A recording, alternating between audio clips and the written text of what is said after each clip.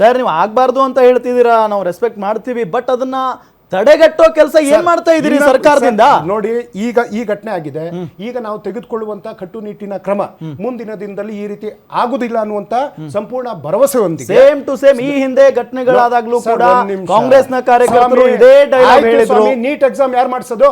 ನಾನು ಶ್ರೀಪಾದ್ ಪಾಟೀಲ್ ಅನ್ನಲ್ಲ, NEET exam ಮಾಡಿಸೋದು ಯಾರು? ಸೆಂಟ್ರಲ್ ಗವರ್ನಮೆಂಟ್ ಆಫ್ ಇಂಡಿಯಾ ಅಲ್ವಾ? ಸೊ ನೀಟ್ ಎಕ್ಸಾಮ್ ಅಲ್ಲಿ ಶ್ರೀಪಾದ್ ಪಾಟೀಲ್ ಅಂತ ನಮ್ದು ನಾ ಹೇಳ್ತಾ ಇರ್ಲಿಲ್ಲ. ಸಿ ಅವರು ಈಗ ನಮ್ಮನ್ನ ಕೇಳ್ಬೇಕಾದ್ರೆ ನೀವು ಏನ್ ಮಾಡಿದ್ರಿ, ನಿಮ್ ರೂಲ್ಸ್ ಅಂಡ್ ರೆಗ್ಯುಲೇಷನ್ ಗೈಡ್ಲೈನ್ಸ್ ಆತರ ಏನಾದ್ರು ಇತ್ತ ಅಂತ ಕೇಳಬಹುದು, ಇರ್ಲಿ ಬಿಡಿ. ಅದ್ರ ಜೊತೆಗೆ ಅವ್ರಿಬ್ರು ಮಾತಾಡ್ತಾ ಏನು ಹಿಂದೂ ಧರ್ಮನ ಇವ್ರಿಗೆ ಏನಾದ್ರು ಅಡಮಾನ ಕೊಟ್ಟಿದೀವ ರೀ? ಸ್ವಾಮಿ, ನಾನು ಹಿಂದೂ ರೀ, ಸಿದ್ದರಾಮಯ್ಯ ಸಾಹೇಬ್ರು ಹಿಂದೂ, ಶಿವಕುಮಾರ್ ಸಾಹೇಬ್ರು ಹಿಂದೂ, ಇವತ್ತು ಶಿಕ್ಷಣ ಸಚಿವರು ಹಿಂದೂ. ಏನ್ ನಿಮ್ಮಷ್ಟು ನೀವು ಹಿಂದೂ ಧರ್ಮವನ್ನ ನಿಮ್ಮ ಮಾತನ್ನ ಕೇಳ್ಕೊಂಡೆ ನಾವು ಉತ್ತರ ಕೊಡ್ತಾ ಇರೋದು. ಈ ರೀತಿಯಾದಂತಹ ನೀವೊಂದು ಮಾತಾಡ್ರಿ ದೇಶದ ಪ್ರಗತಿ ಬಗ್ಗೆ, ಅಭಿವೃದ್ಧಿ ಬಗ್ಗೆ. ಇವತ್ತು ನರೇಂದ್ರ ಮೋದಿ ಅಧಿಕಾರಕ್ಕೆ ಬಂದ ಮೇಲೆ ಈ ನಾಡಿಗೆ, ಈ ರಾಜ್ಯಕ್ಕೆ, ದೇಶಕ್ಕೆ ಏನ್ ಕೊಡುಗೆ ಕೊಟ್ಟಿದ್ದಾರೆ ಮಾತಾಡಿ. ಒಂದಿನ ಶ್ರೀರಾಮ, ಇನ್ನೊಂದಿನ ಪುಲ್ವಾಮ, ಬರೀ ಇದ್ರಲ್ಲೇ ಕಾಲ ಕಳಿತಿರೋ ಹೊರತು ನಿಮಗೆ ದೇಶ ಸ್ವಾಮಿ ಪುಲ್ವಾಮ ಏನಾಯ್ತು? ಚುನಾವಣಾ ಪ್ರಚಾರ ಎಲ್ಲಿಂದ ಬಂದ್ರು? ಪೇಲ್ಗಾಮು ಆ 4 ಜನ ಎಲ್ಲಿಂದ ಬಂದ್ರು?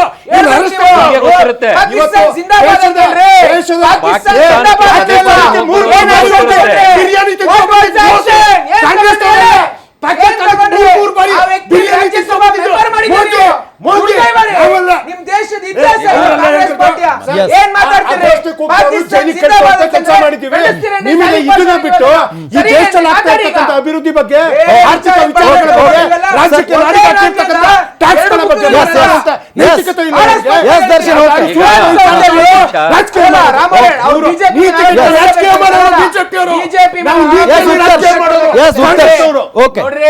ಯಾವ ನೈತಿಕತೆ ಇಲ್ಲ ರೀ ಕಾಂಗ್ರೆಸ್.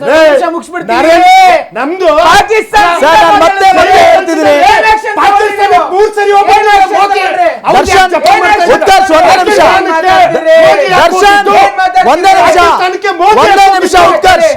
ಕೂಗಾಡೋದ್ರಿಂದ ಜನರಿಗೆ ಅರ್ಥ ಆಗಲ್ಲ. ದಯವಿಟ್ಟು ಒಬ್ಬರು ಮಾತಾಡಿ, ಒಬ್ಬರು ಕೇಳಿಸ್ಕೊಳ್ಳಿ, ನಿಮಗೂ ಅವಕಾಶ ಕೊಡ್ತೀವಿ. ದಯವಿಟ್ಟು ಮಾತಾಡುವಾಗ ಬಾಯಿ ಮುಚ್ಕೊಂಡು ಕೂತಿದ್ದಾರೆ.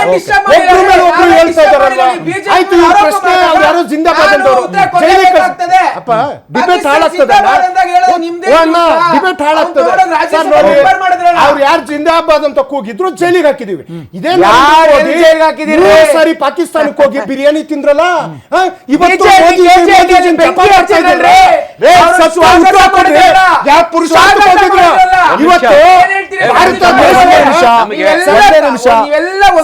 ದಾರಿ ತಪ್ತಾ ಇದೆ, ಬೇರೆ ಎಲ್ಲೋ ಹೋಗ್ತಾ ಇದೆ. ಬೇಡ,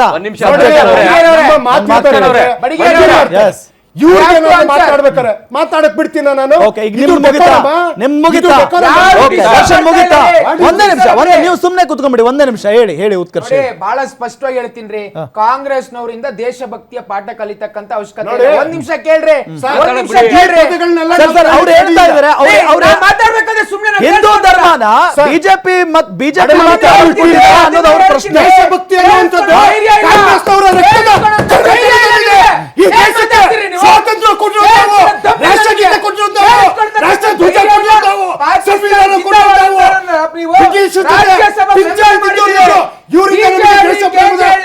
ಬೇಕಾಗಿಲ್ಲ ಸರ್. ಈ ರೀತಿಯಾದಂತಹ ಮಾತನ್ನ ಕೇಳಲಿಕ್ಕೆ ನಾನು ರೆಡಿ. ಒಂದೇ ನಿಮಿಷ. ಈಗ ನೋಡಿ, ಈ ರೀತಿಯಾಗಿ ನಾನು ಮತ್ತೆ ಹೇಳೋದೇನೆ, ಕಿರ್ಚಾಡೋದ್ರಿಂದ ಯಾರಿಗೂ ಅರ್ಥ ಆಗಲ್ಲ. ಓಕೆ, ಬರ್ತೀನಿ ನಿಮ್ಮ ಹತ್ರ, ಬರ್ತೀನಿ. ಒಂದೇ ನಿಮಿಷ ಭಾಸ್ಕರ್, ಒಂದ್ ನಿಮಿಷ. ಐ ಹ್ಯಾವ್ ಟು ಆನ್ಸರ್ ರೀ. ಬಿಜೆಪಿ ಮೇಲೆ ಆರೋಪ ಬಂದಾಗ ನಾನು ಉತ್ತರ ಕೊಡಬೇಕು. ಓಕೆ, ಕ್ವಿಕ್ ಆಗಿ ಹೇಳ್ಬಿಡಿ. ಯಾಕೆ ಅಂತ ಅಂದ್ರೆ ಈ ಡಿಬೇಟ್ ನ ವಿಚಾರನೆ ಬೇರೆ. ಇಲ್ಲಿ ಹಿಂದೂ ಧರ್ಮ, ಮುಸ್ಲಿಂ ಧರ್ಮ ಅಂತ ನಾವು ಚರ್ಚೆ ಮಾಡಕ್ ಕೂತಿಲ್ಲ. ವಿದ್ಯಾರ್ಥಿಗಳ ಭವಿಷ್ಯದ ವಿಚಾರಕ್ಕೆ ಸಂಬಂಧಪಟ್ಟಂತೆ ಚರ್ಚೆ ಮಾಡ್ತಾ ಇದೀವಿ. ಹೌದು, ನಾವು ಅದನ್ನ ಹೇಳ್ತಿರುವಂತದ್ದು. ನಾನು ಹೇಳುವಂತದ್ದು ವೆರಿ ಕ್ಲಿಯರ್. ನೀವು ಪದೇ ಇದೇ ವಿಚಾರಗಳು ಹಿಂದೂ ಧರ್ಮದ. ಹಾಗಾದ್ರೆ ಜನವಾರ ಹಿಂದೂ ಧರ್ಮಕ್ಕೆ ಸೇರಿರೋದ, ಮುಸ್ಲಿಂ ಧರ್ಮಕ್ಕೆ ಸೇರಿರೋದ? ಹಿಂದೂ ಧರ್ಮದ ಅಂಗ ಅಲ್ವಾ ಅದು? ಹಿಂದೂ ಧರ್ಮದ ವಿಚಾರಗಳು ಬರೋದಿಲ್ವಾ ಅಲ್ಲಿ? ಪದೇ ಅದನ್ನೇ ಯಾಕ್ರಿ ಟಾರ್ಗೆಟ್ ಮಾಡ್ತೀರಿ ನೀವು? ಹಂಗಾದ್ರೆ ಸರ್ಕಾರ ಸತ್ತು ಹೋಗಿದ್ಯಾ? ಸರ್ಕಾರದ ವ್ಯವಸ್ಥೆ ಏನಾಗಿದೆ ಕೇಳಿಸ್ಕೊಳ್ರಿ. ನಿಮ್ ಮಿನಿಸ್ಟರ್ ಏನ್ ಮಾಡ್ತಾ ಇದಾರೆ? ಬಂದ್ ಹೇಳಿಕೆ ಕೊಟ್ಬಿಟ್ರೆ ಆಗೋದಿಲ್ಲ ರೀ. You have to take action. ತಗೊಳ್ತಕ್ಕಂತ ಧೈರ್ಯ ಇಲ್ಲ ನಿಮಗೆ? ಹೋದ ವರ್ಷ ಅದೇ ಆಕ್ಷನ್. ಮತ್ತೆ ಯಾಕೆ ಆಕ್ಷನ್ ಆಗುತ್ತೆ? ಯಾವ ಧರ್ಮವನ್ನು ನಿಲ್ಲಿಸಬೇಕು? ಇಲ್ಲ. ಜಾತಿ ಉಗಿತಾ ಧರ್ಮದ ಇದ್ದಾರೆ. ರಾಜಕೀಯ ಮಾಡೋದು ಇಲ್ಲಿ ಬಿಜೆಪಿ ಕಾಂಗ್ರೆಸ್ ಅವ್ರು ಅರ್ಥ ಹುಟ್ಟುಗುಣದು ಮಾಡ್ಕೊಬೇಕು. ಸುಟ್ರು ನಿಮ್ಗೆ ಹೋಗುದಿಲ್ಲ. ಅದೇ ಮುಸಲ್ಮಾನರು ಉಗಿತಾ ಇದ್ದಾರೆ ಇವತ್ತು ಕಂಡು ಕಂಡಲ್ಲಿ. ಏನ್ ಮಾತಾಡ್ತೀರಿ? ಮುಸ್ಲಿಮರು ಯಾವ ಟೋಪಿ ಧರ್ಮವನ್ನ ಕಂಡ್ರೆ ಹಾಕಿದ್ದವ್ರು, ಗುತ್ತಿಗೆ ಬುರ್ಕಾ ಕೊಡೋದು ಕಂಡ್ರೆ ಹಾಕಿದ್ದವ್ರು, ಕಾಂಗ್ರೆಸ್ ಮುಸ್ಲಿಮ್ರು ನಿಮ್ಮಿಂದ ಯಾವ ನಾವು ತರ- ಕಲಿಬೇಕು. Okay, okay. ದೇಶಭಕ್ತಿಯ ಪಾಠವನ್ನ ಕಾಂಗ್ರೆಸ್ ಇಂದ ಕಲಿಯಬೇಕು. ನಿಮ್ಮಂತ ನೋ. ಬ್ರಿಟಿಷ್ ಭೂತ ಪಾಕಿಸ್ತಾನ ಬ್ರಿಟಿಷ್ ಭೂತ ಪಾಕಿಸ್ತಾನ ರಾಜಕಾರಣ ಬೇಡ. ಅವಶ್ಯಕತೆ ಇಲ್ಲ. ದಯವಿಟ್ಟು ದರ್ಶನ್ ಒಂದೇ ನಿಮಿಷ. Cool cool. ಈಗ ಒಂದೇ ವಿಚಾರ ಜನಕ್ಕೆ ಸರ್, ಗೊತ್ತಿದೆ ಇವತ್ತು ಇಲ್ಲಿ ಏನಾಗ್ತಿದೆ ಸಮಾಜದಲ್ಲಿ ಅಂತ. ರಾಜಕಾರಣ ಬೇಡ, ಯಾರು ವಿದ್ಯಾರ್ಥಿಗಳ ದೇಶ ಭವಿಷ್ಯದ ಬೇಡ. ಬಗ್ಗೆ ಮಾತಾಡ್ತಾ ಇದೀವಿ. ಅದು ಜನರಿಗೆ ಅರ್ಥ ಆಗ್ಬೇಕು, ಯಾರು ಅದು ಪೋಷಕರಿಗೆ ಅರ್ಥ ಆಗ್ಬೇಕು. ಒಂದೇ ನಿಮಿಷ. ಪಾಕಿಸ್ತಾನಕ್ಕೆ ಮೋದಿ ಹೋಗಿದ್ದು ಮೋದಿ ಶಿಕ್ಷಕರಿಲ್ಲ. ನೋಡಿ, ನೀವೆಲ್ಲ ಹೋಗ್ತಾ ಇದ್ದೀರಿ. ಇಂಥವ್ರನ್ನೆಲ್ಲ ಪಾಲನೆ ಬಿಡಿ, ಮಾಡಿ ಬಿಡಿ. ಕಾಂಗ್ರೆಸ್ ಭಾವನೆ ಓಕೆ, ಓಕೆ.